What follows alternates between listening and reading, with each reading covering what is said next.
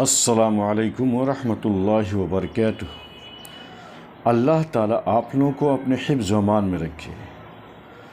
ہم 2 دن سے بات کر رہے ہیں اسلام کا 5واں رکن حج کے بارے میں۔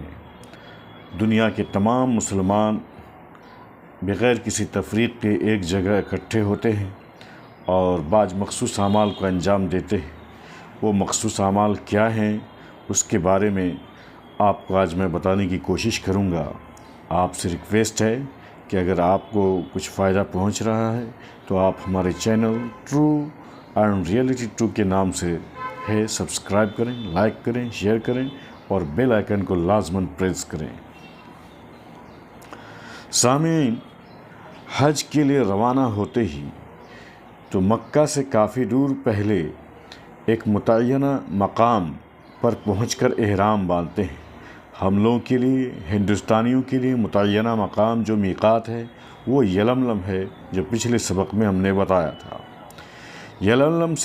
یلملم میقات سے تلبیہ پڑھنا شروع کر دیتے ہیں۔ وہ تلبیہ کیا ہے؟ لبیک اللہم لبیک جو دعا ہے اسی کو پڑھنا شروع کرتے ہیں۔ اور جب مسجد میں داخل ہوتے ہیں، مسجد حرام میں داخل ہوتے ہیں تو کہتے ہیں بسم اللہ والصلاة والسلام علی رسول اللہ اعوذ باللہ العظیم وبوجہہ الکریم وسلطانہ القدیم من الشیطان الرجیم اللہم افتح لی ابواب رحمتک۔ اللہ کے نام سے شروع کرتا ہوں اور درود سلام ہو اللہ کے رسول پر، اور میں پناہ مانگتا ہوں اللہ عظمت والے کی اور اس کی بزرگ ذات اور اس کی قدیم سلطنت کی شیطان مردود سے۔ اے اللہ میرے لیے اپنی رحمت کے دروازے کھول دے۔ اس دعا کو پڑھتے ہوئے جیسے ہی خانہ کعبہ پر نظر پڑتی ہے تو ہم اللہ اکبر لا الہ الا اللہ کہتے ہوئے سیدھے حجر اسود جو کالا پتھر ہے اس کے پاس جاتے ہیں اور اس کو چوم کر کے استلام کر کے طواف شروع کر دیتے ہیں۔ چکر لگانا خانہ کعبہ کے ارد گرد شروع کر دیتے ہیں۔ اس طواف میں مرد کے لیے اجتباع مسنون ہے، یعنی یہ جو حجر اسود کے پاس جو چوم کر کے آپ کیا کرنے لگیں گے، طواف کرنے لگیں گے، تو اس میں اجتباع مسنون ہے۔ اور اجتباع کہتے ہیں اپنی چادر کا درمیانی حصہ دائیں بغل کے نیچے اور اس کے دونوں کناروں کو بائیں کندھے کے اوپر کرنے اور دایاں کندھا کھلا چھوڑ دے، اسی کو کیا کہتے ہیں؟ اجتباع کہتے ہیں۔ اور ایسا کرنا مسنون ہے۔ یہ بھی مسنون ہے کہ صرف ابتدائی 3 چکروں میں رمل کرے۔ رمل کہتے ہیں سینہ تان کر اور قدم سے قدم ملا کر تیزی کے ساتھ چلنے کو۔ 7 چکر پورا کرنے کے بعد مقام ابراہیم کے پاس 2 رکعت نماز پڑھتے ہیں۔ اس طرح طواف مکمل ہو جاتا ہے۔ اسے طواف قدوم یا طواف تحیہ کہتے ہیں۔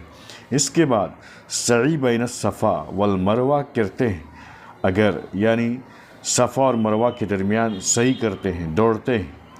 اگر حج کے دنوں سے پہلے پہنچیں تو ہم کیا کر لیں گے؟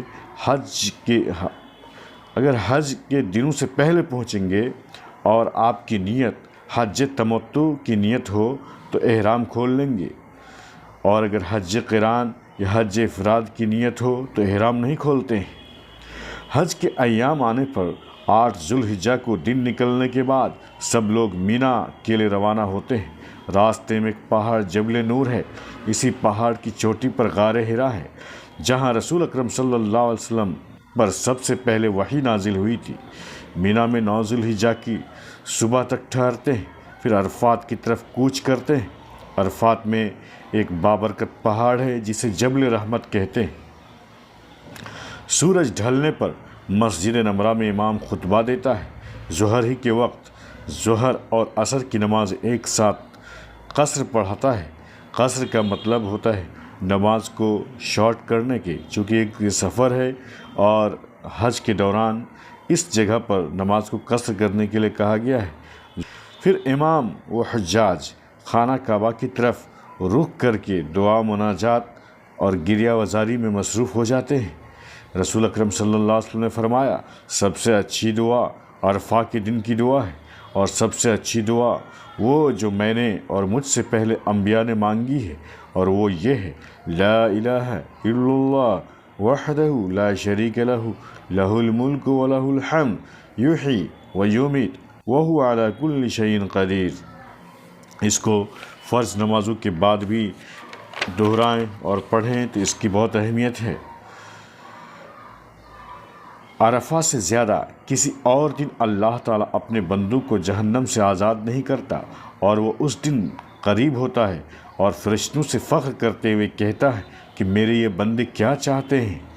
سورج ڈوبتے ہی سب لوگ مزدلفہ پہنچ کر ڈیرا ڈالتے ہیں۔ مزدلفہ میں عشاء کا وقت ہونے پر امام مغرب اور عشاء دونوں وقت کی نمازیں ایک ساتھ قصر پڑھاتا ہے۔ مزدلفہ ہی میں رمی کے لیے یعنی کنکریاں رمی کہتے ہیں پتھر پھینکنے کو، رمی کے لیے کنکریاں جمع کر کے رکھ لیتے ہیں۔ 10 ذوالحجہ کی صبح اجالا ہونے کے بعد مینا کے لیے چل پڑتے ہیں۔ مزدلفہ اور مینا کے درمیان ایک وادی پڑتی ہے، اس وادی کو وادی محصر کہتے ہیں۔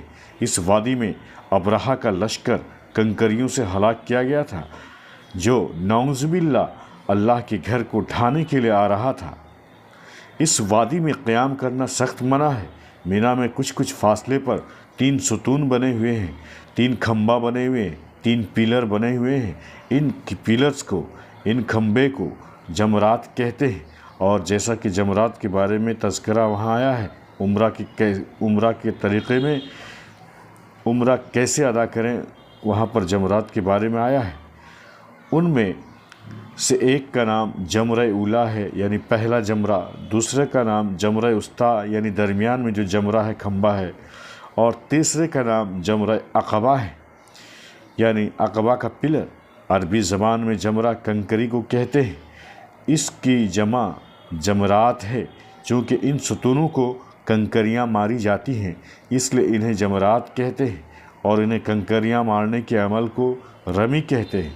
رمی دراصل اس واقعہ کی یادگار ہے جب حضرت ابراہیم حضرت اسماعیل کو قربان کرنے نکلے تو شیطان نے بار بار ورغلایا، بہکایا، اور آپ صلی اللہ علیہ وسلم اس کے بہکاوے میں نہ آئے اور لعنت کو دکھانے کے لیے، لعنت کے اظہار کے طور پر وہاں کنکریاں پتھر پھینکی۔ رمی کے ذریعے حجاج گویا یہ ارادہ کرتے ہیں، پختہ عزم کرتے ہیں کہ وہ بھی اس طرح شیطان کے ہر کام کو ناکام کر دیں گے اور اس پر لعنت بھیجتے رہیں گے۔ مینا پہنچ کر زوال سے پہلے جمرہ عقبہ کو 7 بار کنکریاں مارتے ہیں اور ہر بار اللہ اکبر کہتے ہیں۔ پہلی کنکری مارنے میں تلبیہ کہنا بند کر دیتے ہیں۔ کنکریاں مارنے کے بعد قربانی کرتے ہیں، سر منڈاتے یا بال ترشواتے ہیں اور حالت احرام سے نکل آتے ہیں۔ پھر مکہ آ کر طواف زیارت کرتے ہیں۔ اس کے بعد مینا واپس جاتے ہیں، وہاں 2 یا 3 دن قیام کرتے ہیں۔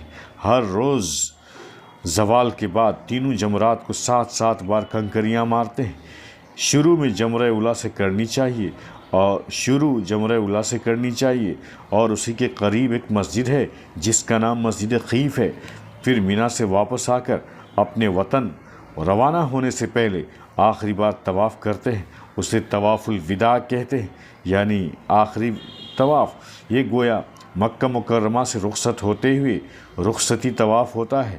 ملتزم یعنی چمٹنے کی جگہ خانہ کعبہ کے دروازہ اور حجر اسود کے درمیان کا ایک حصہ ہے جہاں پر خاص طور پر دعا قبول ہوتی ہے۔ اس سے چمٹ کر اللہ کے حضور روتے گڑ گڑاتے اور دعائیں مانگتے ہیں، پھر محبت و حسرت بھری نگاہ ڈالتے ہوئے اپنے گھروں کو لوٹتے ہیں۔